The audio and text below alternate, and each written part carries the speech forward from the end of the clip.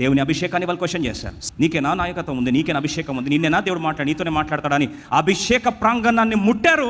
105వ కీర్తన 15వ వచనంలో, ఆయన ఎవరినైనా వారికి హింసని చేయనీయలేదు, ఆయన వారి కొరకు రాజులనే అభిషేకులను ముడితే saying touch not my anointed and do my prophets. అభిషేకాన్ని ముడితే రియాక్ట్ అవ్వాల్సింది అభిషేక్తుడు కాదు, అభిషేకించిన వాడు. పిలుపును అడ్డుపడితే రియాక్ట్ అవ్వాల్సింది పిలుపును పొందినవాడు కాదు, పిలిచినవాడు. సృష్టించబడిన మనల్ని గాయం చేస్తే రియాక్ట్ అవ్వాల్సింది మనం కాదు, సృష్టికర్త. బిడ్డలని గాయం చేస్తే రియాక్ట్ అవ్వాల్సింది బిడ్డలు కాదు, బిడ్డలని కన్నా తండ్రి. పిల్లల యుద్ధంలో పిల్లలు కొట్టుకుంటే బాగుంటుందా? పిల్లల ప్లేస్లో తండ్రి పోయి రియాక్ట్ అయితే బాగుంటుందా?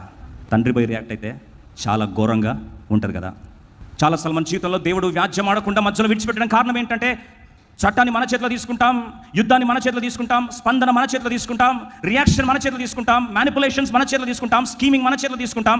దేవుని చేతికి అప్పగించడానికి మనము అవకాశం ఇవ్వము కనుక దేవుడు మన యుద్ధంలోకి రాలేకపోతున్నాడు.